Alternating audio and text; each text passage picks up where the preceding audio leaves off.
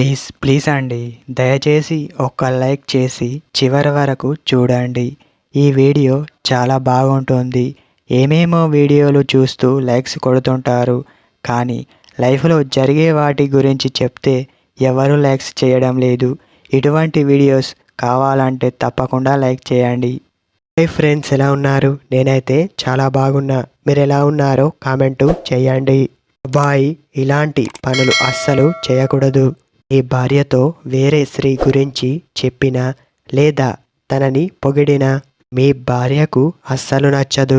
ఇలాంటి విషయాలతో జాగ్రత్తగా ఉండండి, లేదంటే మీరిద్దరూ విడిపోవడానికి ఆస్కారం ఉంటుంది.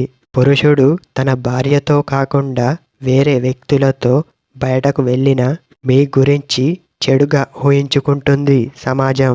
మనం ఒకరిని అంటేనే చూసే వాళ్ళకి అదోలా అనిపిస్తుంది. అలాంటిది వేరే వ్యక్తుల ముందు మనల్ని అంటే మీ మనసు చాలా బాధపడుతుంది.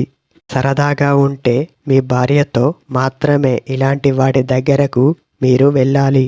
దీనిని ప్రతి అబ్బాయి గుర్తుపెట్టుకోవాలి. మీ భార్యని వాళ్ళ పుట్టింటికి వెళ్ళనివ్వండి. కొందరు మా పుట్టినింటికి వెళ్ళి వస్తాను అని అంటే, కొందరు వద్దు అని అంటారు. అలా ఎవ్వరు కూడా అనకూడదు.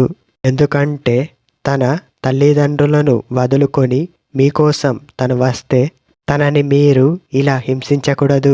తను కూడా మీ మనిషే అని మాత్రం పట్టించుకోకండి. అలా చేస్తే ఇబ్బందులు వస్తాయి. ఇద్దరి మధ్య గొడవలు వస్తాయి. ఇది మీరు గుర్తుపెట్టుకోవాలి. ఇద్దరు కలిసి జీవించేందుకు ప్రయత్నం చెయ్యండి. జీవితం చాలా బాగుంటుంది.